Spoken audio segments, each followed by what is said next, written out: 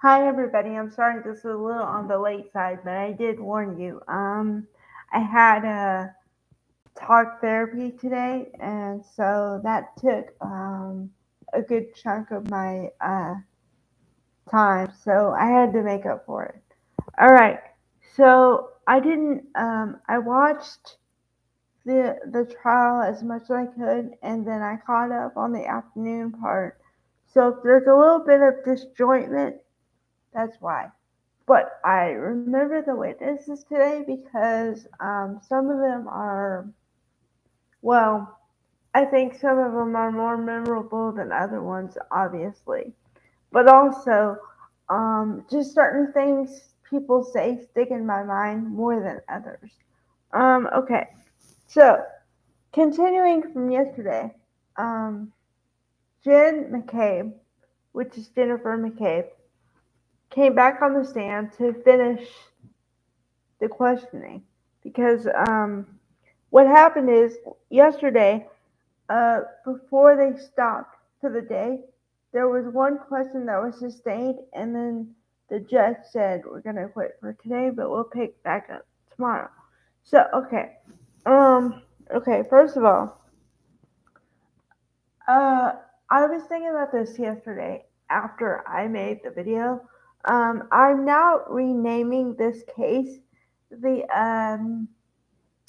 high school like high school click gone bad. All right, and what I mean is, or maybe the townies versus the outsiders. Okay, now I live in the South. I told you I live in Georgia. Some places you can be considered a townie, which means you've lived in the town or whatever your entire life, and usually goes a couple generations back. Okay, so if you've lived somewhere a certain amount of time, you're considered a townie. Anybody else who has not lived there is an outsider. I don't care. I can give you a first-hand experience on that one. Um, okay, I went to college. I talked about that, but I didn't talk about where I went.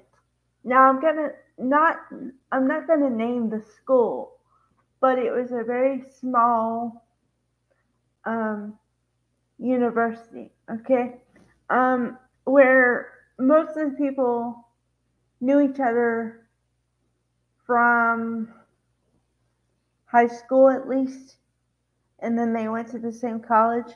So I'm talking with people who know each other. So I came in because I wasn't from there. I was from another part in Georgia, and I was considered an outsider. And I had to start from square one and learn who everybody was and learn all the temperaments and all that stuff. And you do feel like an outsider until people get to know you and see that you're, you know, a decent person, whatever. And you get a couple of friends, and you do. But if you're a townie, you just have more friends going into it because everybody knows everybody. Okay, so the reason why I call it the high school clique gone bad is because it seems like all these girls got in a clique together and they don't like anybody who's not like them. I've noticed most of the witnesses are female, and most of the witnesses are, well, I mean, there were some cops before, but the civilians are all females, and they seem to know each other from high school. And if you were a cool girl or whatever, then you're okay. But if you're a certain type or they just didn't like you for some reason, then they don't like you. And it's the kind of thing where, they didn't, if they didn't like you, they didn't like you for life. Um, so I kind of feel bad for Karen Reed, not only because I think it is well, I've said it before. I am pretty sure that there's some collusion going on. Um, but on the other side, also, um, I feel bad for Karen Reed because I don't think she had many friends, but because everyone considered her an outsider, like not part of the group. Whereas seems like the Alberts and the McCabe's have been friends for years, and I mean years, probably to where their kids have been friends for years, that kind of thing. And the sad part or the ironic part is now they try to act like Karen Reed is their friend, but on the same token, they also try to distance themselves from the crime. So, okay, and okay, there's that part of it. All right, and then there's the whole attitude and affect, and just everything of Jen McCabe. Now, I thought that Jen McCabe was a little aggressive yesterday with the way that she testified. Um, and I mean, I was going to give her a little grace yesterday and say maybe the questions were worded wrong or just long or something, or but I've changed my mind. Um, According to today's testimony, first of all, she gets put on the hot seat a bunch of times, and she can't account for some things that are clear as day. I mean, and I'm talking text messages where, all right, now I know I talked about this before the trial started, I think, or at the very beginning, but I have to bring this up again because it's becoming relevant now. Okay, so there's a Google search that somebody did at some point in time, right? And at that point, we didn't know what time it was, and we didn't know why, and all the particulars, right? Well, we found out a lot today. Um, okay, first of all, uh, the main thing that came to my mind when they read the Google searches, because there were two, um, was well, obviously somebody doesn't know how to spell things because and this is where this is another glaring example of how they put Karen Reed. They threw Karen Reed under the bus. Okay, I'll explain it because the Google searches were how long to die in cold. It was supposed to be how long to die in cold. Okay.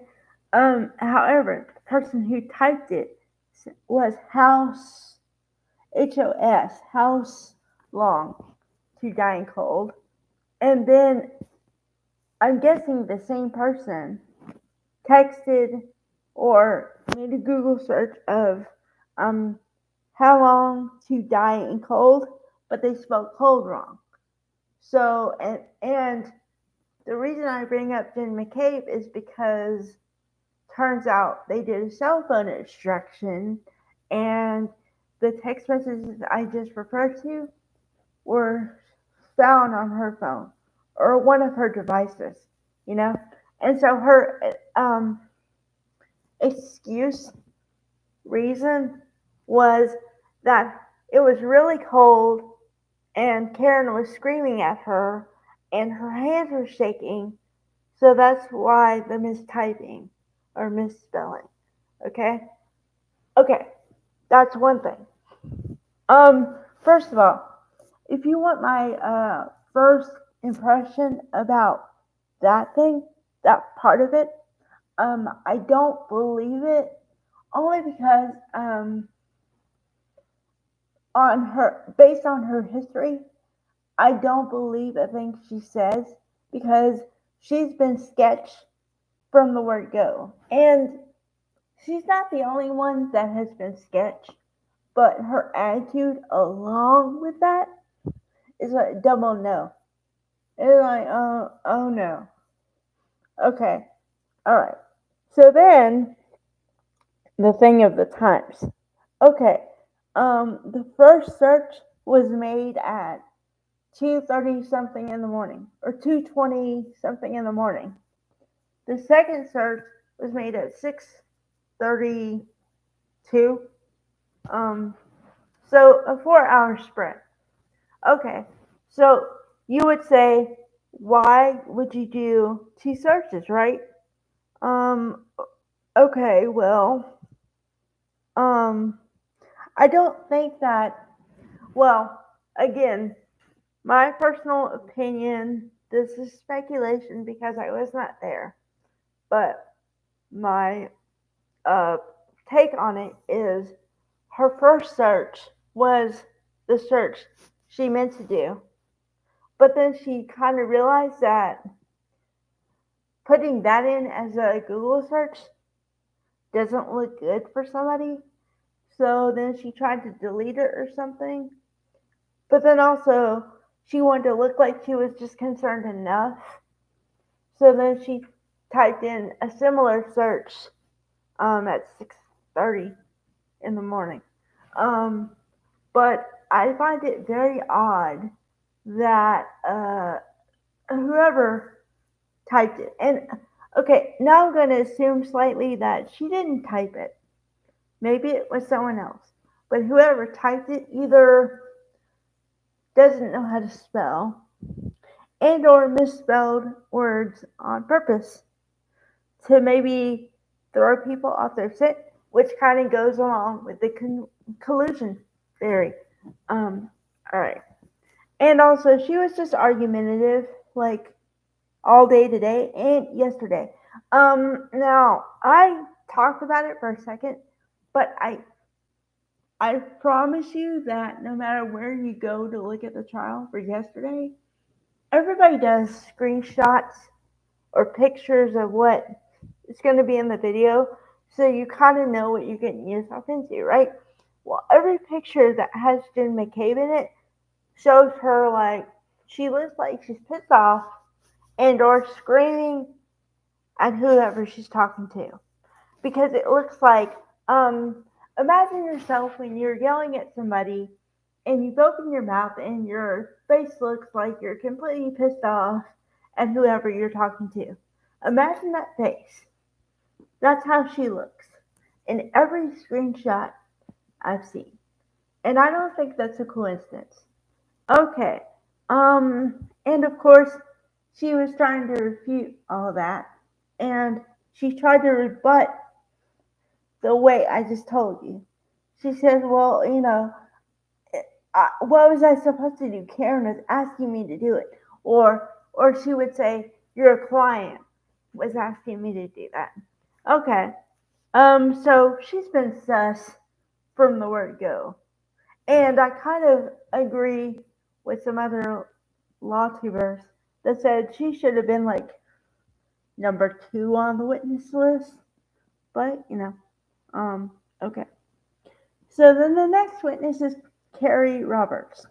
Now, apparently, another thing I picked up is when, and I was thinking of this for 2 days. With friends like this, who needs enemies? Okay. The reason why I say that is because everyone who has talked about Carrie Roberts has said that once Carrie gets going, she doesn't stop talking. Like she's a talker, but it's in a negative connotation, and it's just like, and these people are supposed to be friends. I don't get it. Um. Okay. So just just personally, I feel bad for this woman just because of that. But also, I will say that after 40-ish witnesses, um, she's the one person I probably believe the most because they asked her some very hard questions, and I'm not talking hard like um intellectually hard. I'm talking emotional questions.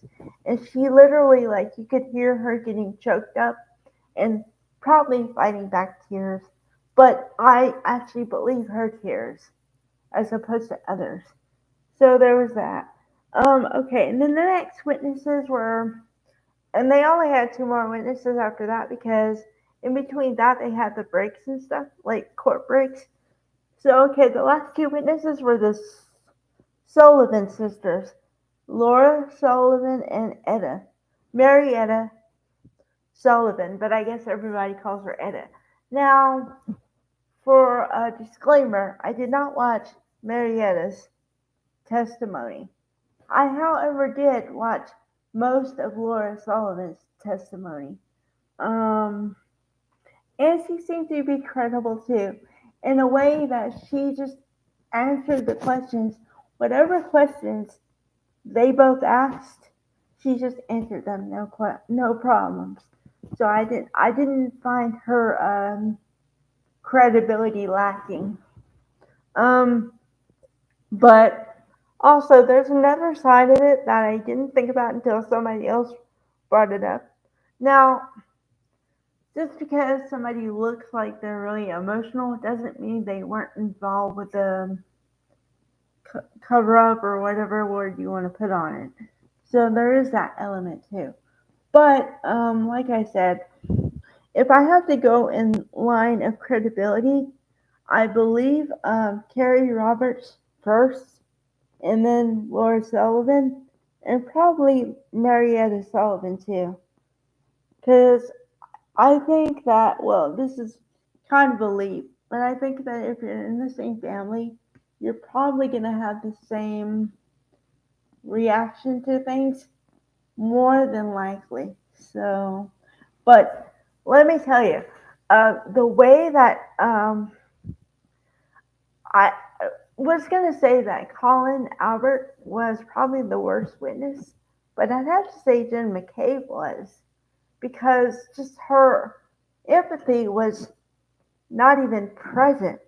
I mean, usually I say somebody's empathy is lacking. This woman had zero empathy. Zero. So, um, this is day 16. I'm pretty sure we're not going to have any trial tomorrow, which is fine by me. I could use the time and focus on the other trial, but I just wanted to let you guys know. So if you guys don't see Karen Reed tomorrow, that's why. Um, Thank you guys for supporting me, for being there. It, I really appreciate it. I really enjoy it, so this isn't like work for me, but I do appreciate the support.